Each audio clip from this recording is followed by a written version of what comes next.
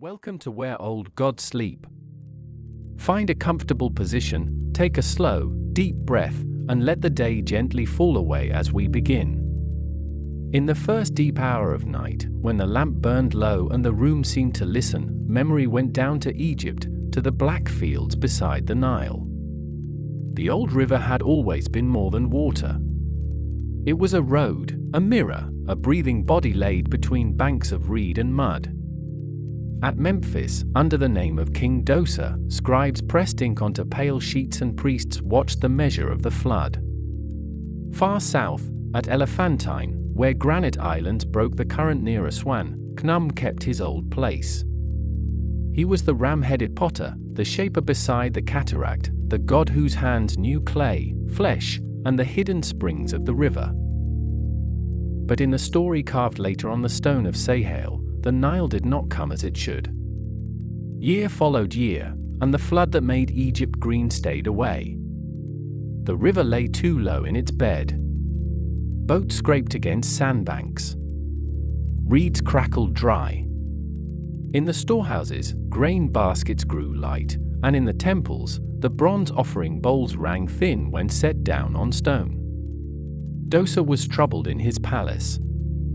He did not rage at the empty sky. He asked where the river was born, and which god held the key to its rising. Imhotep, the wise one at his side, turned to the old writings.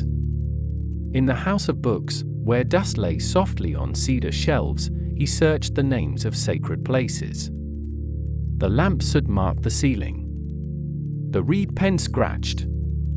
At last, among the words of priests who had gone to the west long before him, Imhotep found the answer. The Nile's flood was watched by Khnum at Elephantine, in the place where the deep spring belonged to the god. So Imhotep went south in the mind of the tale. He came to the island, where the stones were cool at evening and the river spoke against them in a voice too old for anger. He washed himself. He entered Khnum's temple, the joy of life, and brought offerings with careful hands. Bread, beer, fowl, incense, linen, and green things were laid before the god. The air held the smell of river mud and myrrh. Then Imhotep slept, and the god came to him in a dream. Khnum did not come like a storm breaking a door. He came as one who had been waiting behind the sound of water. He spoke of his power over the cataract, over the two caverns from which the Nile rose, over stone, seed, and living bodies formed on the potter's wheel. He had seen the neglect of his house. He had seen the hunger of the land. In the quiet turn of the myth, the god promised that the waters would return. Not as ruin. Not as a dark wall swallowing the fields. As measure. As a blessing that knew its banks. When Imhotep woke, the dream still shone inside him like a moon seen underwater. He returned to Dosa and told him what Khnum had said. The king answered with offerings, decrees, and renewed honor for the god of Elephantine. The temple would be restored. The priests would have their due. The river, held too long in silence, would rise again. And so, in the old Egyptian telling, the flood came back to its beloved path. The Nile climbed the banks and spread over the waiting fields. The cracked earth darkened. The smell of wet soil rose at dawn. Birds returned to the reeds. In the villages, hands pressed seeds into black mud, and the people watched the river not as an enemy, but as a great animal soothed by a familiar voice. The fear in this story is not only the fear of too much water. It is also the fear of absence, of the thing that should arrive and does not. Khnum's mercy was not to drown the world in abundance, but to bring the river back into rhythm. Let the thought of measured water rest beside you, quiet as a bowl set down on stone. When the Nile lay smooth again, the night followed older waters eastward to Sumer, where stones remembered another flood. In the second hour, the night crossed to Sumer, where the clay tablets held their wedge-shaped rain. The land lay between rivers, and the rivers were both gift and warning. The Tigris ran swift. The Euphrates moved with a slower, heavier will. Around Nippur, where Enlil's temple rose from the plain, men pressed bricks from river mud and set them to dry under a hard sun. In the stories sung for kings and gods, Ninurta, son of Enlil, was lord of the plough, the weapon, and the thundercloud that came from the mountains. His temple knew the smell of cedar smoke and baked clay. His weapon, Sarur, was no dead thing in the old song, but a speaking power, a companion with the sharp sight of a bird over far hills. Beyond the settled fields, in the stony highlands, the Asag stirred. It was a being of disorder, born of the mountains' harsh places, and around it gathered the stones that had forgotten their proper rest. In the myth, the mountains themselves seemed to lean toward rebellion. The waters locked in their dark bellies began to press down toward Sumer. The people of the plain knew that kind of fear. A flood did not always arrive as a single wave. Sometimes it came in signs, a ditch filling too quickly, a levee sweating through its side, cattle lifting their heads at a sound no one else had heard. In the tale, the waters were not yet measured by canal and bank.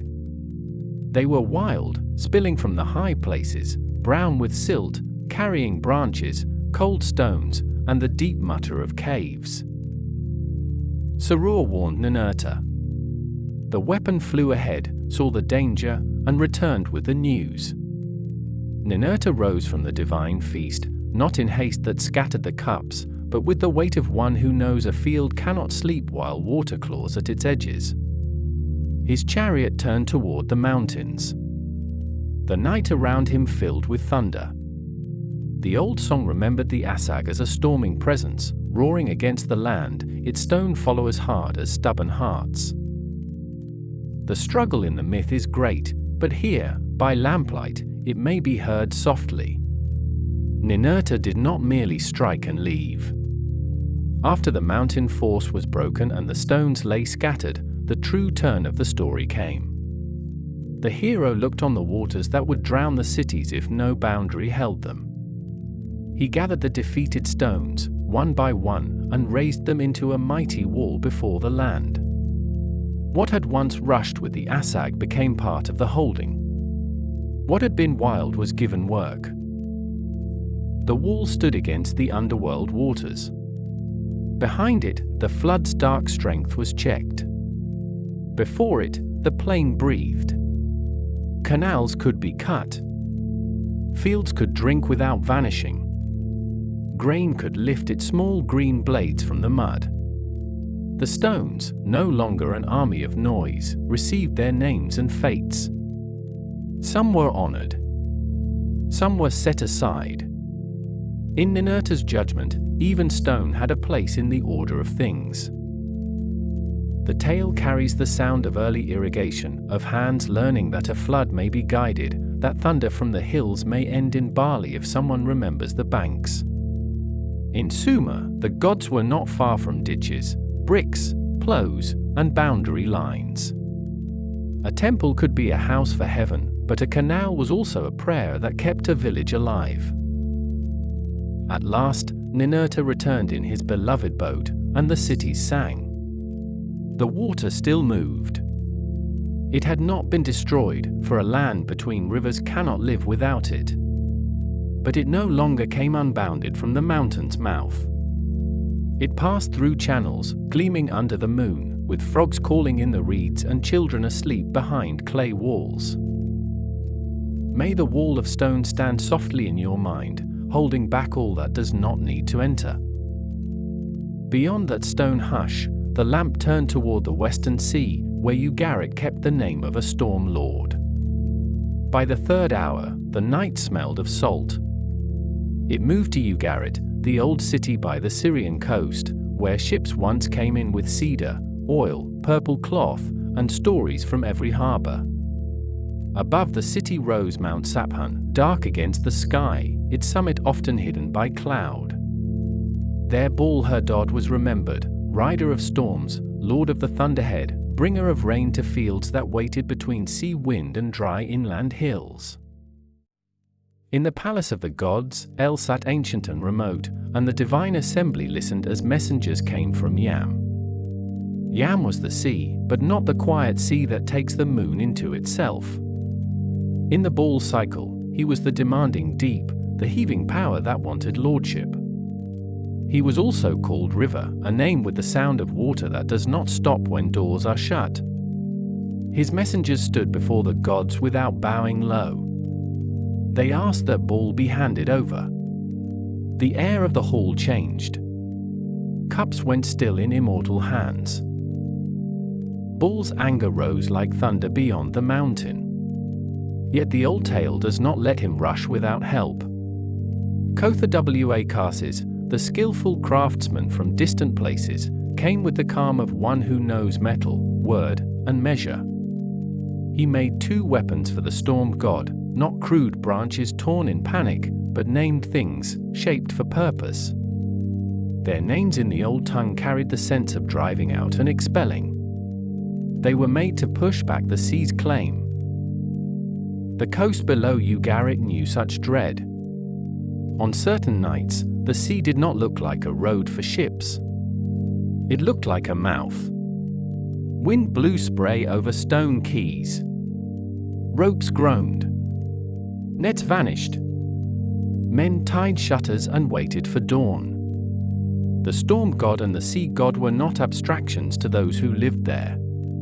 They were voices heard in rain on roof beams and waves against the harbor wall. The turn came when Baal went against Yam. The myth remembers the clash in broken tablets and powerful fragments, with the storm lord facing the sea who had seemed for a time favored and enthroned. The first stroke did not end it. The waters still rose in their pride. Then the second named weapon flew, bright as a hard thought through cloud, and Yam yielded. The sea was driven back from the throne. The storm did not vanish, but it belonged again to its season. Rain could fall from Baal's hand without the deep swallowing all boundaries. Afterward, Mount Saphan breathed under cloud. Baal's feast could be imagined with the smell of roasted grain, pressed oil, wet stone, and cedar beams. The people of Ugarit would still have feared storms.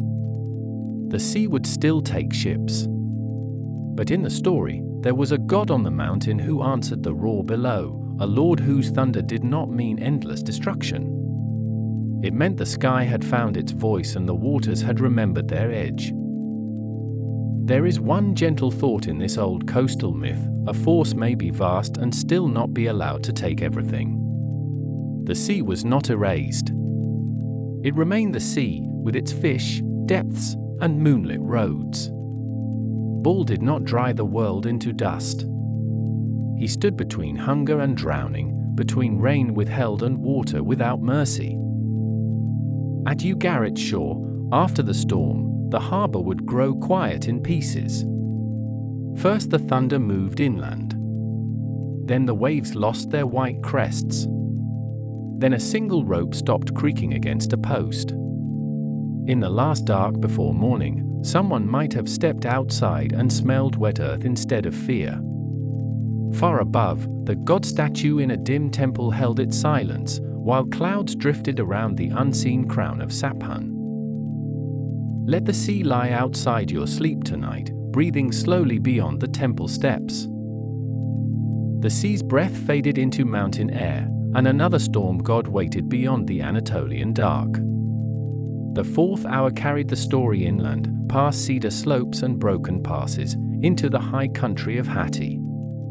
At Hattusa, the Hittite capital, stone lions watched the gates, and winter clouds gathered over the plateau with a weight that made even kings look toward the sky.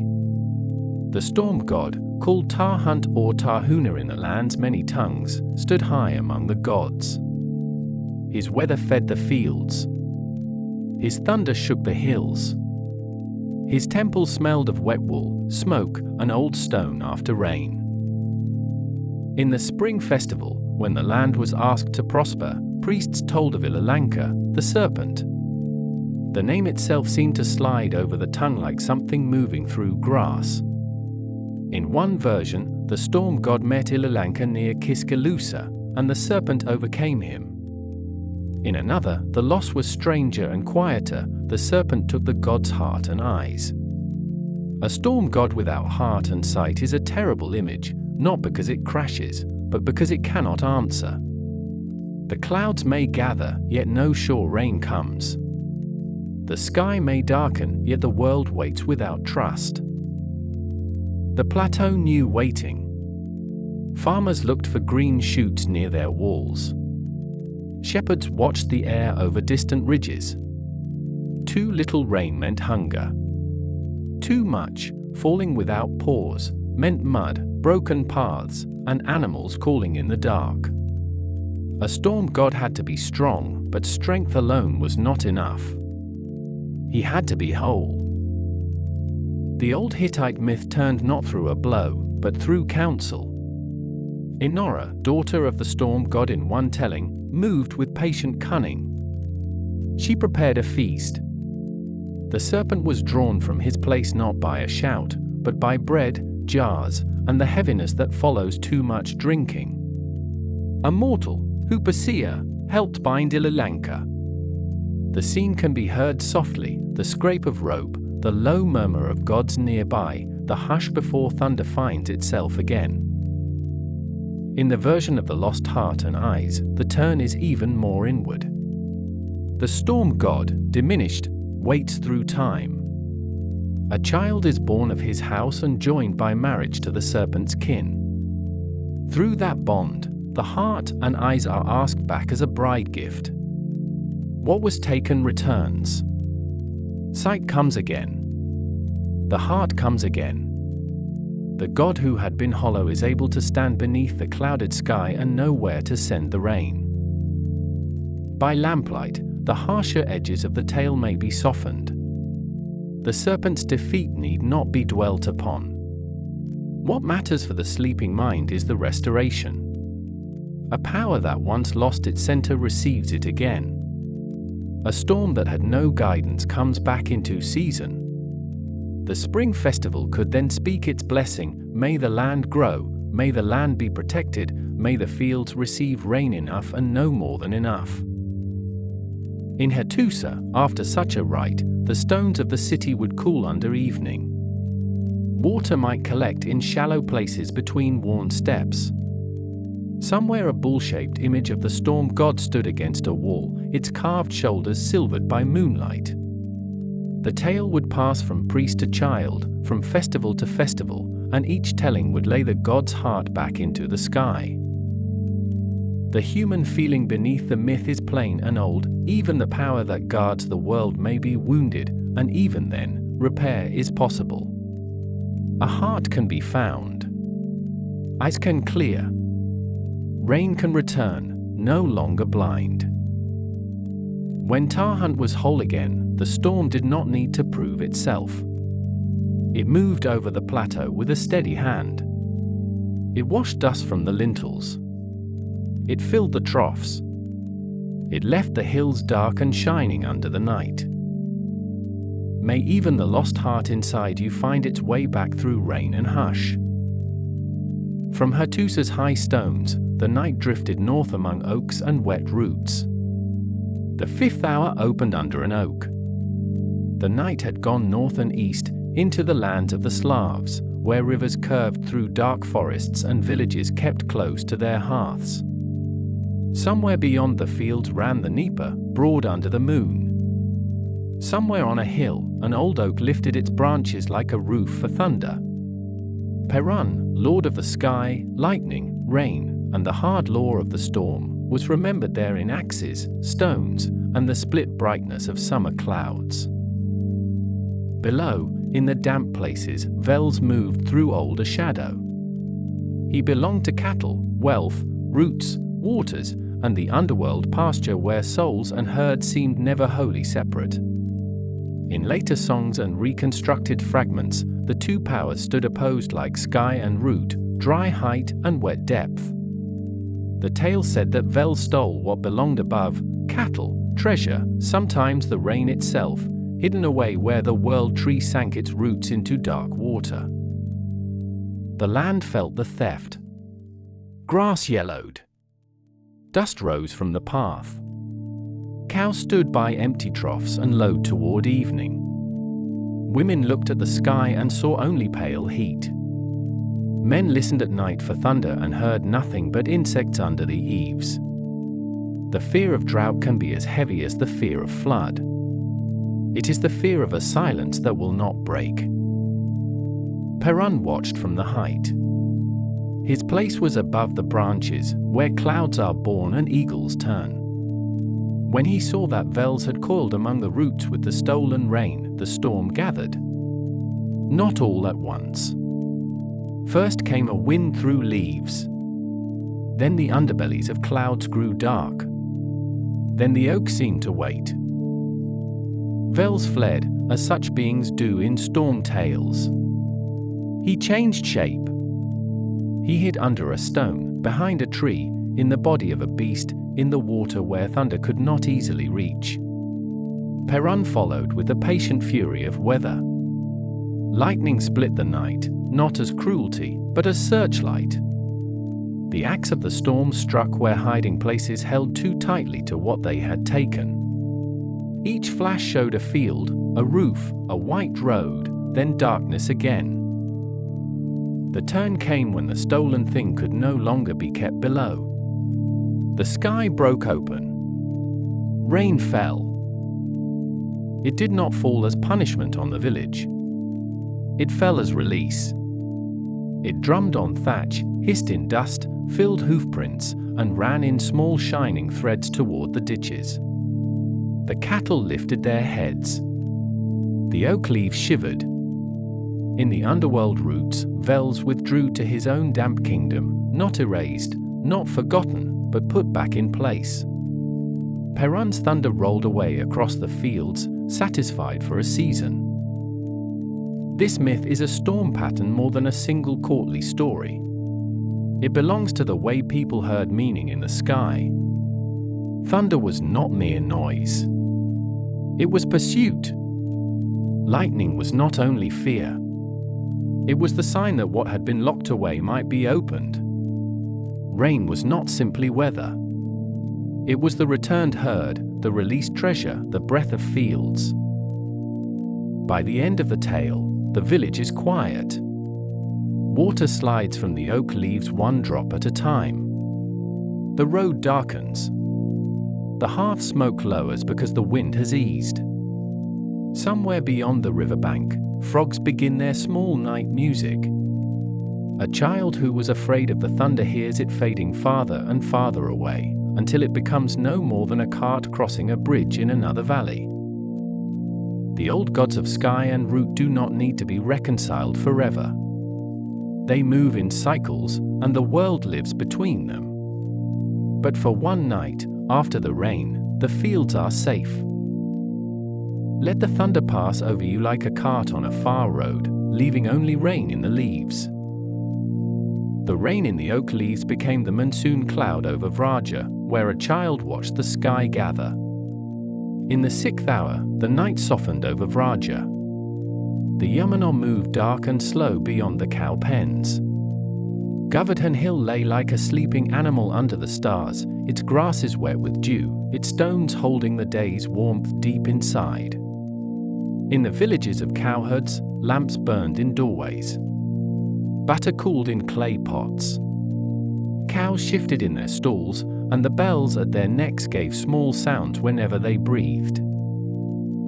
Krishna was still young in the tale, a child with dark skin like a rain cloud and a flute that could make the air pause. The people of Vraja had long prepared offerings for Indra, lord of rain and storm, because rain fed the grass fed the cows, and cows fed the people. But Krishna looked at the hill, the pastures, the trees, and the work of the villagers, and he asked them to honor Govardhan instead. The hill gave them shelter. The hill held herbs, caves, water, and grazing. The hill was near enough to touch. So the people brought their food to Govardhan. Rice, milk, curds, cakes, and fragrant dishes were set in abundance.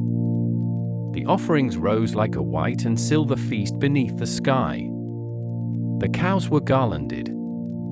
The children laughed. In the old telling, Krishna revealed that the hill itself was sacred, and the villagers bowed to what had been under their feet all along.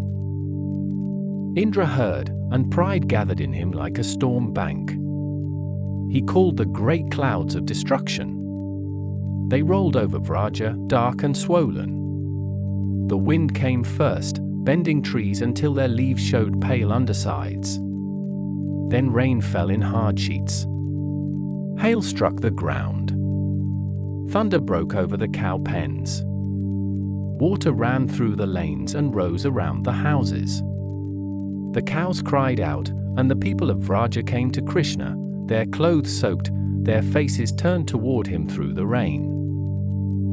The turn of the myth is quiet even though the sky is loud. Krishna did not shout back at Indra. He did not throw thunder for thunder. He placed his small hand beneath Govardhan Hill and lifted it as easily as a child might raise a mushroom. The hill rose whole from the earth, roots, stones, grasses, and all. Beneath it opened a dry, shadowed space. The people entered with their cattle. The calves pressed close to their mothers. Men brought carts. Women carried children and jars. Rain streamed down the lifted slopes like curtains, but under Govardhan there was room to breathe. Krishna stood with the hill on one finger, smiling in the storm's blue darkness. Around him, the villagers watched in wonder that slowly became calm. 7 days and 7 nights passed in the tale. The storm spent itself against the hill and could not pass through. The people did not hunger. The cows rested. The young god held steady. The hill became a roof, a temple, and a promise. Outside, Indra's rain fell with all its pride. Inside, the breath of the herd warmed the shelter, and the sound of the storm changed from threat to distant music. At last Indra saw that his power had met something deeper than defiance. He called back the clouds. The rain thinned. The last drops fell from Govardhan's grasses.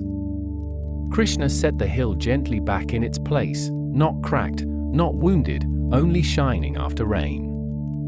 The people stepped out into a washed world.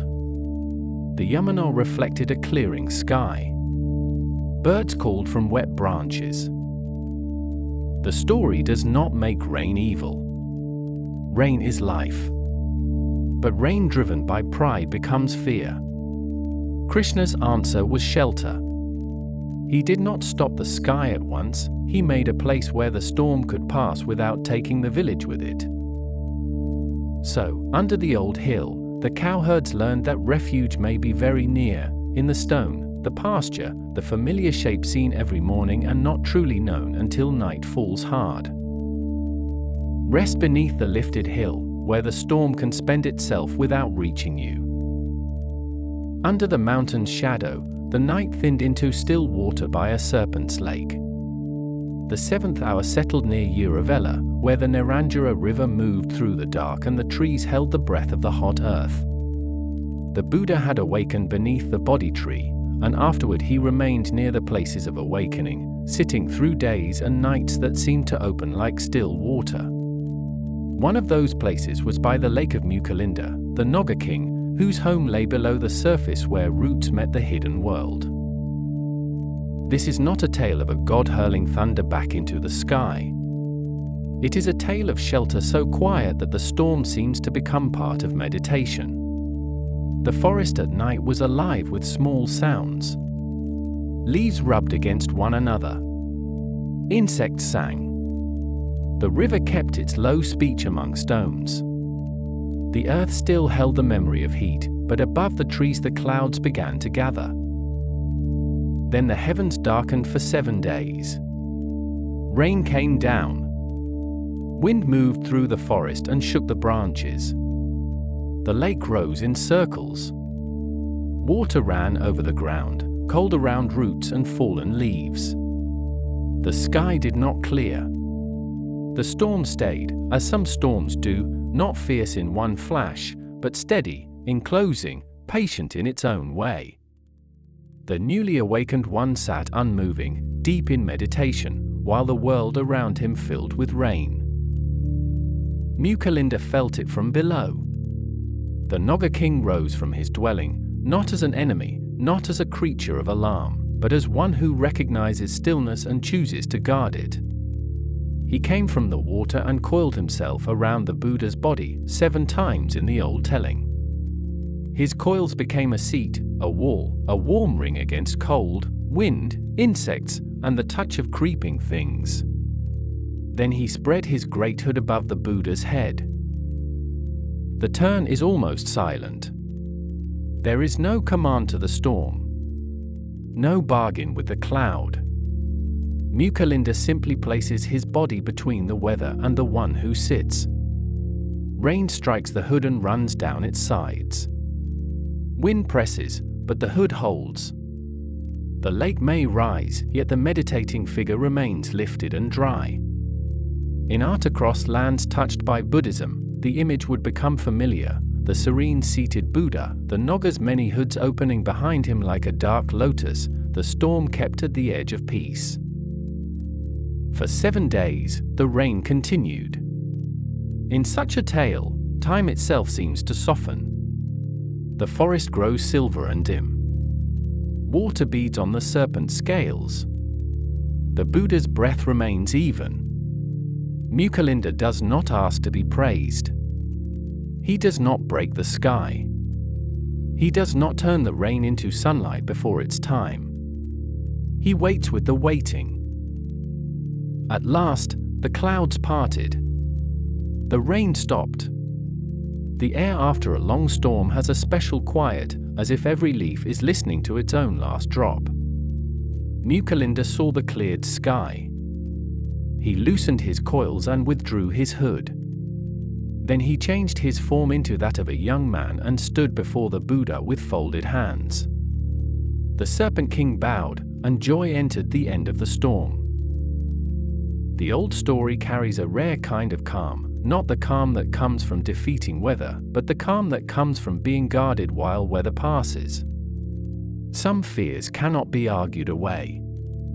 Some nights must rain until they are empty. But even then, there can be a hood above, a coil beneath, a shelter made not from stone but from devotion. By the lake, the mud shone in moonlight. The trees dripped. The Naranja moved on, fuller than before. Beneath the water, Mucalinda returned to his dwelling, and above the water, the awakened one sat in the quiet after rain. May a hood of quiet darkness arch over you, wide enough for every small breath. From the serpent's shelter, the lamp moved toward a palace under the Japanese sea. The 8th hour went out over the Japanese sea. Waves moved under the moon, and far below them stood the palace of the sea god, known in old tales as Watatsumi or Ryujin, lord of tides, dragons, and the deep halls where coral branches glowed in dim water. On the shore above lived Hoori, the younger brother, called Luck of the Mountain, and Hoori, the elder, called Luck of the Sea. One belonged to hunting in the hills. The other belonged to fishing beyond the surf. Their story began with an exchange. Hoori wished to try his brother's fish hook, and Hoori took the mountain tools in return. But the sea does not always give back what is placed in its hand. Hoori lost the hook. He made many hooks to replace it, yet Hoori would accept only the first one, the true one, the small thing swallowed by the wide water. Grief and worry carried Hoori to the shore. There, in some tellings, a wise old sea deity helped him find a way below. A little boat was made for him, or a path opened by the tide. He traveled down through the water until the light of the human world thinned above him. Fish passed like shadows. Seaweed lifted and lowered. At last he came to the palace beneath the waves, with gates of shell and halls where the sound of water was everywhere. The daughter of the sea god, Tyr saw him and loved him. Hoori was welcomed into the deep palace. For a time, the lost hook was almost forgotten in the stillness below the tide. He lived among sea beings, with bowls set before him and curtains moving like pale weeds in a current. But the land called back. After 3 years in the old tale, Hoori remembered why he had come. The sea god gathered the creatures of the ocean and asked where the hook might be. One fish had a sore mouth and could not come easily. From that fish, the missing hook was found. It was small, darkened by the sea, but it was the thing required. Watatsumi gave it back to Hoori with careful instructions. He also gave 2 jewels, one to make the tide rise, one to make the tide ebb. The turn of the story came on land, where anger between brothers had hardened like salt on a rope. Hoori returned the hook as he had been told. When Hoori remained harsh, Hoori used the tide-flowing jewel. The sea came in. Water rose around Hoori's feet, then higher. The shore that had seemed firm began to vanish. Fear changed the elder brother's voice. He asked for mercy. Then Hoori brought out the tide-ebbing jewel, and the water withdrew. It happened more than once in some versions, the rising and the saving, until pride loosened and the elder brother accepted peace. For sleep, the scene may be heard gently, not as drowning, but as the lesson of tide. Water comes. Water goes. A wave can frighten, but it can also be called back. The younger brother, who had gone into the deep because of a lost hook, returned with the power to end the quarrel without leaving the sea in rage. The tide jewels are beautiful because they do not belong to one mood. The flowing jewel is not evil. The ebbing jewel is not better. Together they make rhythm. The shore needs both arrival and withdrawal. The heart, too, sometimes learns by being flooded and then released. At the end, the sea palace remains below, shining softly in its own dark. Tyr world and Hoori's shore are joined by memory, by child, by tide. The fish hook, once lost, has done its work. On the beach, after the water draws away, shells glimmer in the moonlight, and the sand holds the clean lines of retreating waves. Let the ebbing jewel draw the last unease away from you and leave the shore bare and still.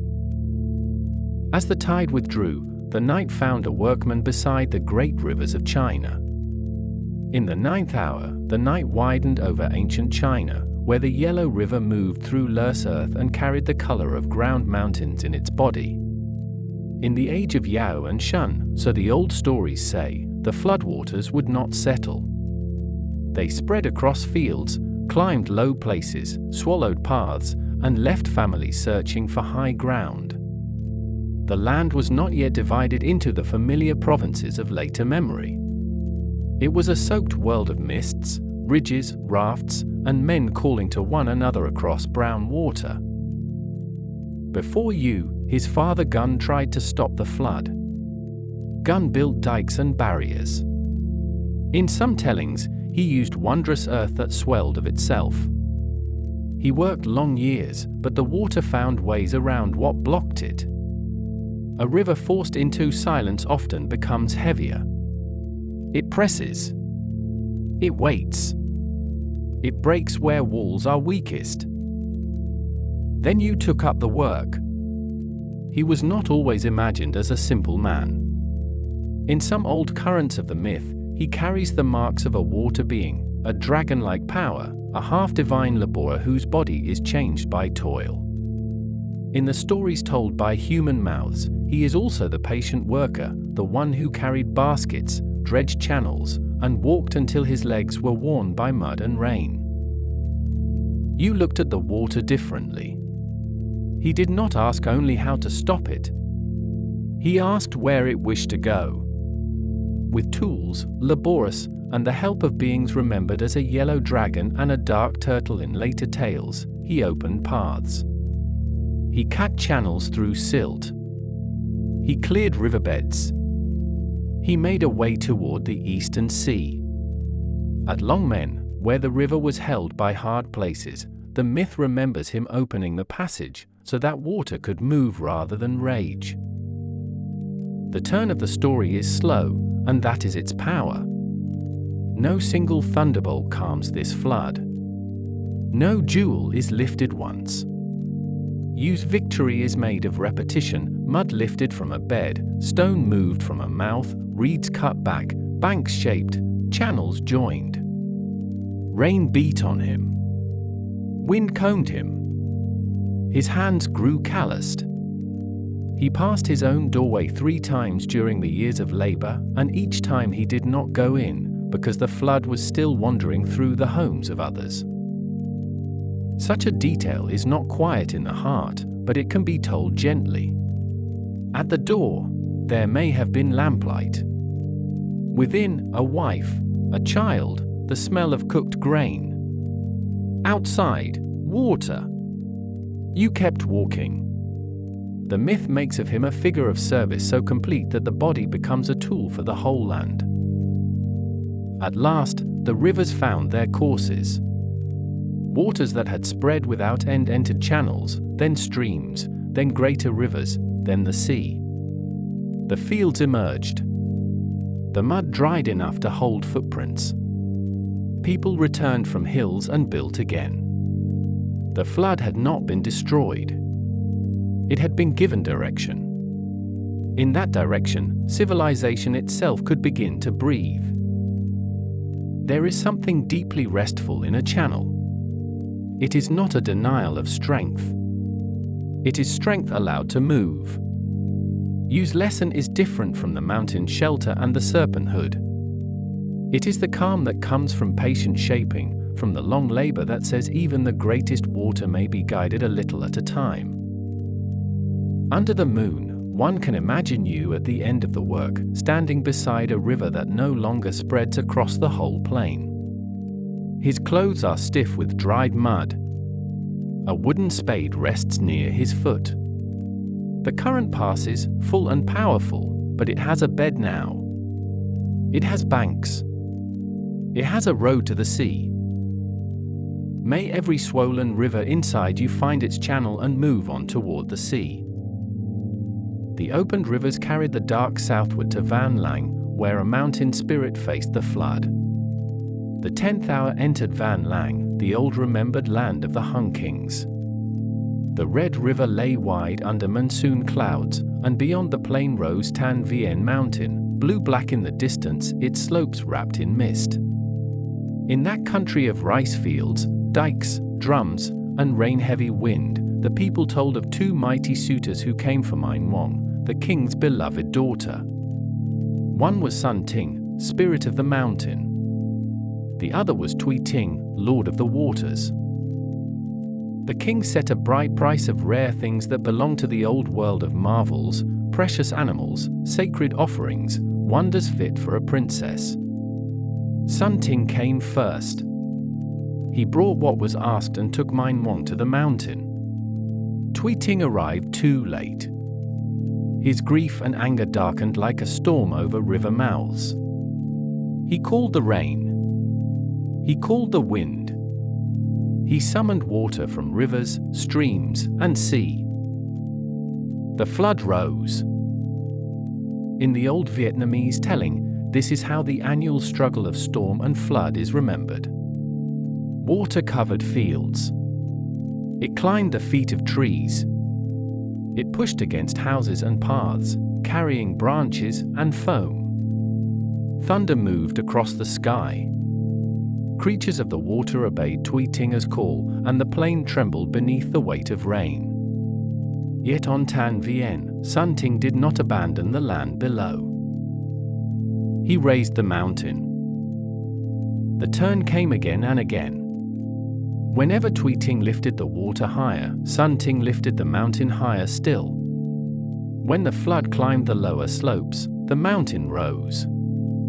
When waves rushed with the force of rivers turned wild, the mountain answered with stone, earth, bamboo, and deep roots. It was not a single motion, but a rhythm, water rising, mountain rising, storm pressing, height enduring. The tale may be heard softly despite its grandeur. Imagine the mountain at night, silver on its wet ridges. Imagine a shrine stone glistening under rain.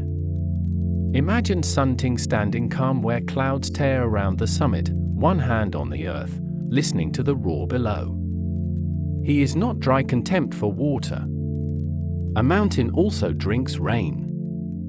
Forests need mist. Springs are born from slopes. But flood must not have the whole world. Below, the people watched from high places. The story holds the ancient work of dike building inside its mythic body, the human effort to meet the monsoon year after year, to raise banks, strengthen villages, and begin again when water withdraws. Sun Ting is the mountain spirit, but he is also endurance, the old patience of those who live with a river that must be honored and resisted. At last, Tui Ting grew tired. The water could not overtake Tan Vien.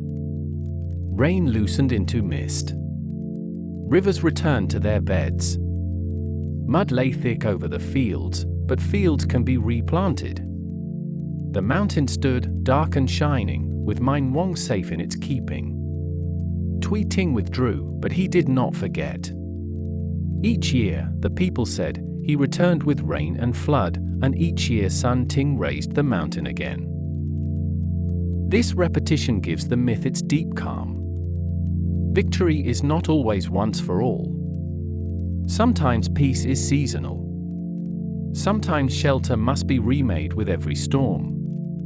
The old story does not promise that the waters will never rise. It promises that height can answer them, that roots can hold, that the mountain knows what to do when the river forgets itself. When the flood leaves, the world is quiet in a particular way.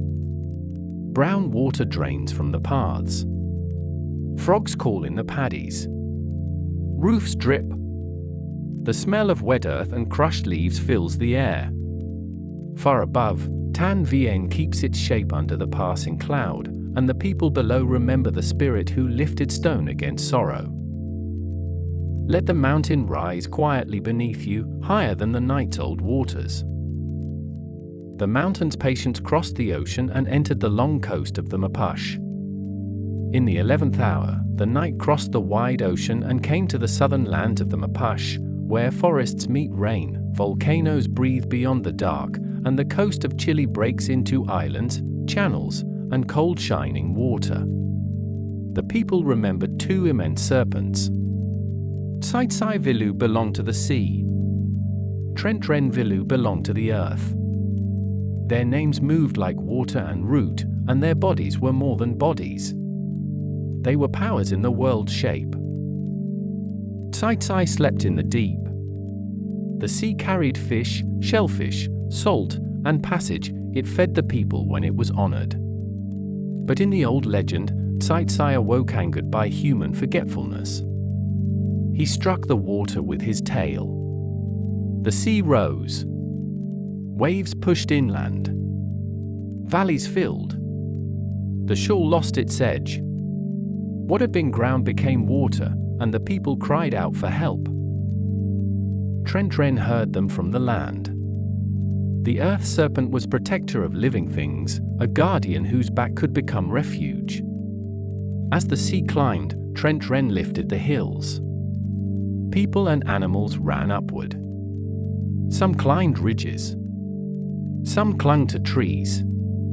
In the softened telling, those caught between forms were changed so they might live, some into birds, some into creatures of water, some into stone that still remembers terror without suffering it anew. The myth holds transformation as a way of survival in a world being remade. The turn is immense and slow. Tsaitsai raised the sea. Trentren raised the land. Water and mountain answered each other across the long night. The hills rose higher. The waves climbed after them. The serpent struggled until the shape of the coast itself changed. Islands appeared where high places stood above the water. Channels opened. The land learned its broken, beautiful outline. This is not a simple tale of one force destroying another. Tsai is dangerous, but the sea is not evil. Trentren protects, but the earth, too, can tremble and burn. Among the Mapash, the world is alive with powers that must be respected. Water, hill, volcano, forest, and human dwelling all share a restless conversation. The flood myth remembers that when balance is broken, the whole landscape speaks. By lamplight, the battle of serpents can become very quiet. A great dark coil beneath the waves. A long ridge lifting under moonlit rain. Wet leaves pressed flat against stone. A single bird taking flight from a branch that moments before was almost underwater. The fear is old, but so is the help. The living hill rises. At last, Tsai could not cover everything. Trentren had lifted enough land for life to remain. The waters settled, though not entirely as before. The new coast held its channels and islands. The people came down from the heights into a changed world. They carried memory with them, gratitude for the hill, caution toward the sea, and the knowledge that survival sometimes leaves the map altered forever. In some tellings, the serpents still move. Tsai turns in the depths and sends the sea inland. Trentren stirs beneath mountains and the earth shakes. The myth does not close the world into safety. It teaches watchfulness. Yet in this hour, near sleep, the watchfulness may soften into trust that the land has lifted before and may lift again. Imagine the end of the flood on a cold southern night. Mist lies in the trees. The ocean breathes below, no longer climbing. The hill is wet and dark under the moon. A family fire is kindled from sheltered embers. The animals settle. Far away, the serpents return to their vast places, and the coast keeps the memory of their struggle in every inlet and island. May the living hill carry you above the flood, patient as stone under rain. After the hills were lifted, the final hour drew near a winter sea and a small bird's nest. In the last hour before dawn, the night came to Greece, not to a crowded Olympus, but to the edge of a winter sea. Trachis lay inland, and beyond it the waters waited under a pale moon. Alcyone, daughter of Elis in the gentler memory of the tale, loved Sikhs, a king whose name carried the brightness of the morning star. Their house knew lamps, woven cloth, and the hush that falls when two people listen for the same footstep in the hall. Sikhs chose to sail across the sea to seek counsel. Alcyone feared the voyage. She knew the water's moods and the wind's sudden hands. She asked him not to go, but the ship was prepared. Ropes were coiled. Oars were lifted. The harbour stones were wet with spray. Sikhs left, and Alcyone remained on land, praying to Hera for his return. The sea took him into storm. The myth, as Ovid shaped it, does not spare the sorrow, but a sleep story may hold it gently. Clouds closed. The ship bent under wind. Waves climbed and fell. Sikhs thought of Alcyone as the dark water took him from the world of speech. Far away, she did not know. She kept praying, day after day, in the rooms where his absence grew larger than the furniture. The god saw that her waiting could not go on unchanged. Hera sent Iris, rainbow-footed messenger, to the house of sleep. Hypnos lay in his cave where no rooster called and no branch stirred. Around him moved dreams, soft and many-shaped. Morpheus, who could wear the form of any man, was sent to Alcyone. In sleep, he appeared as Sikhs and told her the truth. This is the turn before the final calm, not the stopping of a storm. but the ending of uncertainty. Alcyone woke and went to the shore. There she found what the sea had returned. Her grief rose like a wave that had no bank. As she reached toward Seeks, the gods took pity. Instead of letting the sea keep them apart, they changed them. Feather replaced human weight. Wings opened where arms had been. Alcyone and Seeks became birds of the shore, crying over the water, joined in another form. Then Airless, lord and keeper of winds, gave his daughter a mercy maid of weather. Each winter, when Alcyone nested upon the sea, he restrained the winds. For days around the darkest turn of the year, the waves grew calm. The storm season made a hollow of peace. The little nest floated, and the eggs rested. These became the halcyon days, the still days set inside winter, not because winter was gone, but because love needed a small space to breathe. The old Greek sea is quiet now in the telling. No bright court of gods is needed. Only a father holding back the winds. Only a bird on a nest. Only the strange kindness by which a sorrow becomes a season of calm for others to remember. Sailors watched for such days. Poets kept the phrase. The myth survived in a small word for peace, carried long after temples cracked and harbors changed their names. All through this hour, waters have risen and been measured. Storms have roared and spent themselves. Mountains have lifted. Serpents have sheltered. Rivers have found their roads. Here at the end, the calm is the smallest of all, not a wall, not a hill, not a god with thunder in his hand, but a brief stillness on the winter sea. Perhaps that is why the tale belongs at the edge of sleep. A life does not need the whole world made gentle. Sometimes it needs only a few quiet days, a held wind, a silver surface, a nest that does not sink. The final image is simple. Alcyone rests above the water. The moon lies across the sea in a path no ship disturbs. Airless has closed the caves of the winds. Far behind, the storms of the night become old stories, and the old gods, having done what they could, return to their dark and patient sleep. Sleep now inside the halcyon hush, where the old winds fold their wings around you. At the edge of dawn, the lamp kept one last silver pool of silence.